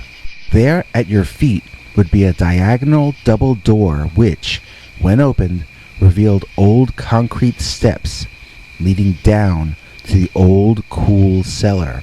I think in the olden days it had been used to keep food cool, and in fact we had 4 large freezers storing enough food to last a year into the next nuclear Armageddon. Or if the end of the world turns off the electricity, about a day into the next nuclear Armageddon. So, like the second or third day we were back, my father decided he was going to risk the hornets and barbecue some dinner. It was about 6:30 or 7 maybe, but was still going to be light for some time. He asked me to go into the basement and pull up some ribs for him to grill. I was happy to oblige. I love ribs, even to this day. So I traipsed down into the basement, la-di-da, and as soon as I got down there, I could smell something really terrible. I got nervous that the freezers had gotten unplugged or turned off, but I could hear them humming. I inspected the one nearest to me and it seemed fine. I wasn't seeing any meat taken out, I wasn't seeing any blood on the floor, but I was smelling something that was sort of a combination of a wet dog and something that had died. I walked deeper into the basement, observing the second freezer. It seemed fine as well. The ribs were in the furthest freezer. I was already worried that we weren't going to have ribs to barbecue when I heard a sound. It was the sound of something moving somewhere in the darkness off in front of me. I figured it was a rat or a mouse or a mole, as we had all 3 in the forest around us. It seemed impossible to keep them out, as they were able to chew new holes each time an old one was sealed. I wished I had hard boots on instead of sneakers, but I advanced toward the sound anyway. I would shoo the rat off, then get the ribs, if the ribs weren't what was making this terrible smell. I passed the third freezer, and it too was humming along and seemed fine. The odor was getting so intense that I was beginning to get nauseous. I remember I pulled my t-shirt up around my nose and my mouth, and I twisted it around tight like a kind of air filter. It still smelled terrible. I stomped on the ground before approaching the final freezer. "You better run off, Mr. Mouse or Rat or whatever you are," I shouted toward the darkness where I had heard the noise. "I'm just coming to get some stuff out of that there box. I'll be gone in a second, then you can go back to your rat business. Is it a deal?" I was acting brave, but I was really hoping it would run off without me having to see it, whatever it was. I am very grossed out by rodents. Whenever any of us told our parents we saw them in the basement, our parents would make us bait and lay traps for them. It was nightmarish, just disgusting. So the other reason I was hoping the mouse or rat would run away before I saw it was that if I didn't see it, then I wouldn't be lying when I told my parents that I hadn't seen any rodents when I was in the basement this time. See how that works? So I didn't hear anything from beyond the freezer. I knew that whatever it was had to still be back there, so I shouted, "Go on, get out," and stomped on the concrete floor with my sneaker again.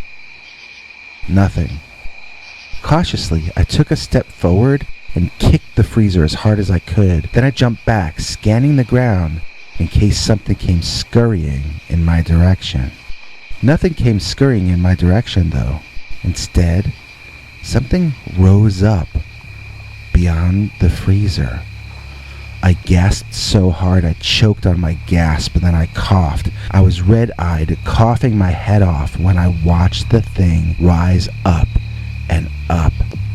It was as tall as I was now, It couldn't be a rodent if it were as large as me. Then it rose higher and higher, and I realized it was still standing up.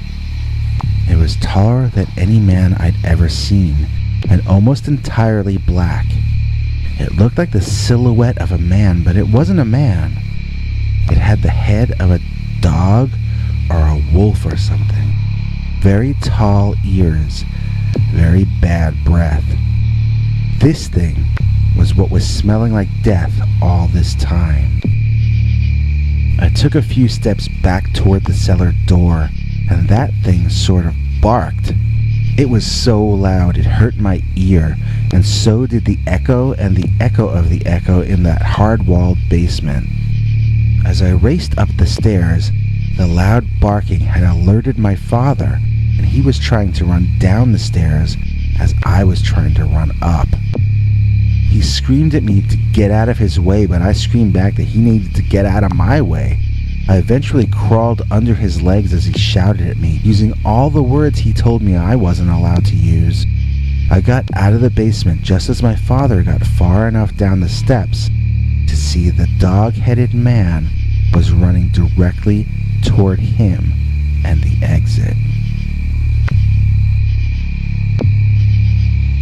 While I was running away, I suddenly found myself overtaken by my father, who I had never seen looking so alarmed before. His eyes were so wide, it looked like he had lost his mind.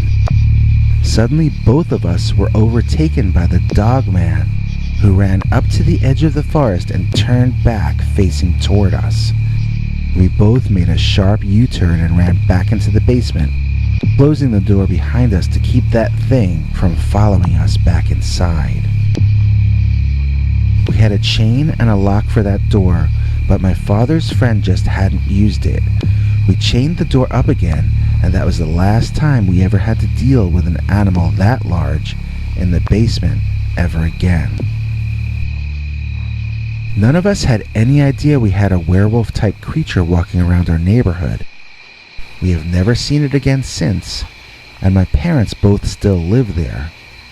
When I visit in the summer, my father and I still make jokes about going down to the basement and asking the dogman if we can borrow some of his ribs to barbecue. Don't go away, we've got one more scary dogman story right after this. And now, get ready for an all-new, completely uncensored, slightly bloody, and absolutely terrifying new dogman story. Oh wait, YouTube won't allow me to tell you stories like that on this channel. If you want to hear that, you're going to have to go to peterbernard.com and sign up for our paid subscribers club. You can choose any price you can afford for a 1-month subscription, and then every weekend we tell you a story YouTube would never allow us to tell you on this channel. See you this Sunday for an all-new, very scary, completely uncensored Dogman story. Dogman's Shack, as told to and read by Peter Bernard. When I was a kid, my friends and I used to gather to play in my backyard, and we often wandered off into the forest behind the yard. Our parents gradually allowed us to venture further and further from home until one day, when I think I was 16, we went deep enough into the woods to discover the strangest, tiniest little shack. It was built out of cheap wooden boards, and it looked like it had been put up quite a long time ago. From a distance, it only looked like it could hold one person at a time, so at first we thought it was an outhouse. What's that old outhouse doing here in the middle of nowhere?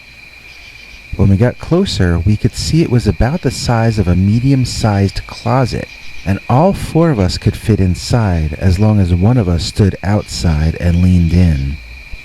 There was nothing on the inside of the shack except an old Arabian-looking rug that smelled horribly. It had gotten wet and dried so often, it smelled like dead everything by this point. We looked around and found absolutely nothing inside the shack, so we were about to leave. That's when I noticed the floor in the middle of the room had more bounce to it than the floor by the edges. It also sounded sort of weirdly hollow when I kicked at it. I told the others we should lift the rug up and look underneath, but nobody wanted to help me. I rolled my eyes at their laziness and grabbed a corner of the rug to pull up. All of these tiny white and gray bugs that had been under the rug raced out in all directions, including up my arms.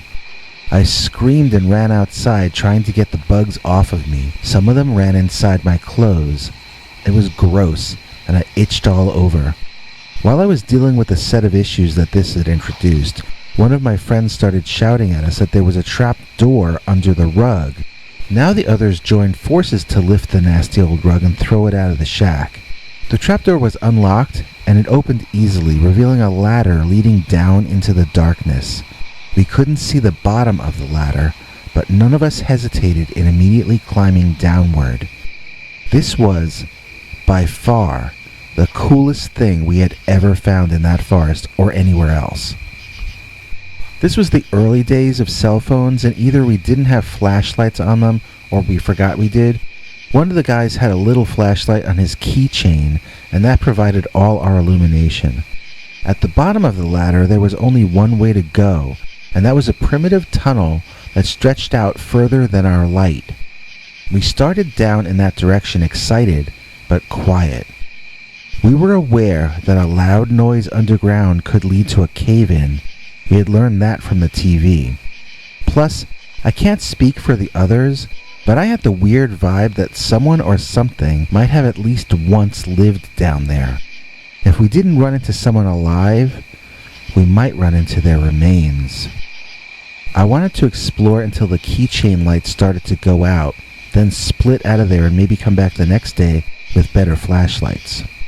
We actually wandered for a while, but there was never more than one way to go. It was all one long, winding, curving, turning tunnel. Sometimes it was level, sometimes it was steeply uphill, and sometimes we slid down faster than we wanted to. We finally reached a fork in the tunnels and had to decide whether to continue left or right. Our friend with the keychain flashlight argued for neither. "I have to hold this down to keep it on, and my finger is getting sore," he whined. "Besides, the battery is going to go any second, and we don't want to be stuck down here without a light." That second thought sent a shudder through me, and I was about to second the motion of us heading back when I heard a sound. It was a dog-like sound, but it sounded like an unfriendly dog. Or maybe it sounded like a feral dog. I looked down the tunnels, both the left and the right ones. In both tunnels, I could swear I was making out eye shine in the darkness. I could only see it with my peripheral vision, but it looked like 3 or 4 dogs or wolves or coyotes in the left tunnel, and at least as many in the right one. I could see them in my side vision, but when I would look directly, I could no longer see the eye shine. Without the growling, angry dog noises, I wouldn't really be sure that I was seeing what I thought I was seeing. I suggested strongly to the others that we should split. One of them started to disagree with me when I swear this thing jumped out of the shadows, landing a few feet from us. It was not a dog, or at least not a normal one. It was standing on its hind legs, and it was continuing to proceed in our direction. We ran and climbed over each other to get out of there. Even in the pitch black, there was only one way to go, and that was the way we went. I remember crying, thinking that we were all going to die. I remember thinking I'd never taste my mother's awful meatloaf again, and how my little brother would never annoy me again. All the things I used to be bothered by, now I wished I could trade this moment for any of those. I wept for boring Saturdays with no plans. I cried for the chicken pox. I even cried for my homework. While I was feeling sorry for myself, I was also running like a lunatic, and when I saw the light coming from the ladder and the entrance, my tears turned to happy ones. All of us made it out of the hole, but we looked like total wrecks. None of us had fallen less than twice down there, and we were filthy from head to toe. Our clothes were torn and our hair messed up, but we didn't care because we were alive, living on borrowed time. We had been foolish to go down there unprepared, and at that point I was so happy to breathe fresh air and to see the waning light of the day's sun. We all headed back to my house, and when my mother saw us emerge from the woods, we got quite a shouting at. She demanded to know what had just happened, and not having had time to create a mutually agreed upon fake version of the story to tell adults, we just spilled the beans. We told her every detail from start to finish. She looked pretty concerned and told us to go inside and wash up. Then she started making phone calls. After we were washed, she was still preoccupied on the phone and wouldn't explain to us who she was calling. That night, my younger brother woke me up and called me over to the bedroom window. I looked outside, and my mom was there, and my father was there too, and a number of the adults in the neighborhood. They were all acting weird and very serious, talking about something too quietly for us to hear upstairs. Then they went off into the forest in a group, shining flashlights ahead of them. The two of us tried to sit up, waiting for them to come home out of the forest, but we both fell asleep, and we woke up when the sun rose. I had a bad pain in my neck from the way I had fallen asleep in the chair, but I had never heard or seen anyone come out of the forest. I could smell breakfast coming up from downstairs, though, so I knew my mother was back and that my brother and I had better get ready for school. That afternoon, after school, my brother joined my friends for a trip to the Dogman shack.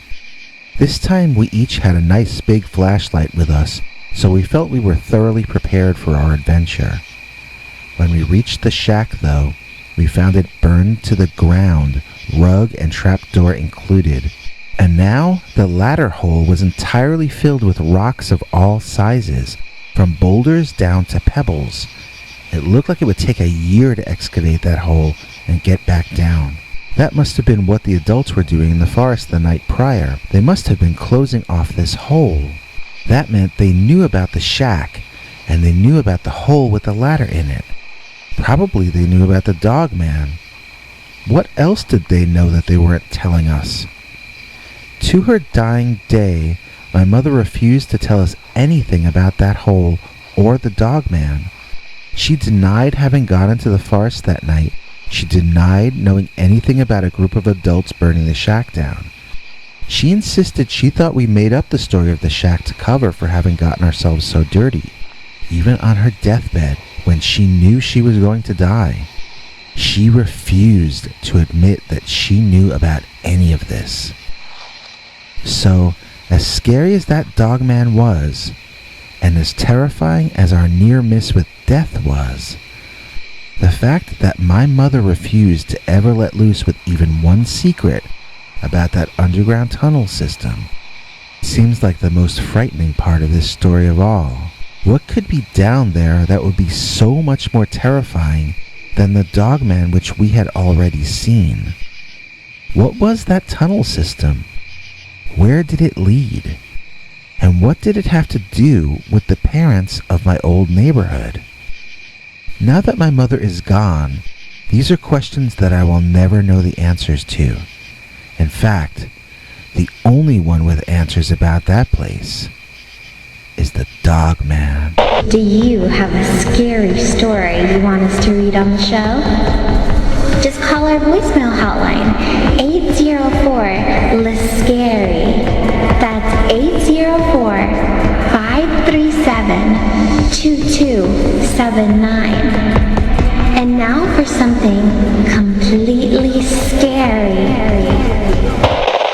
If you enjoyed this, please click like or consider subscribing. Remember to click the bell icon or you won't get notifications. If you want to listen to Bigfoot's secret uncensored story each Sunday, just go to peterbernard.com and become a paid subscriber. See you tomorrow. Same dog time, same dog channel.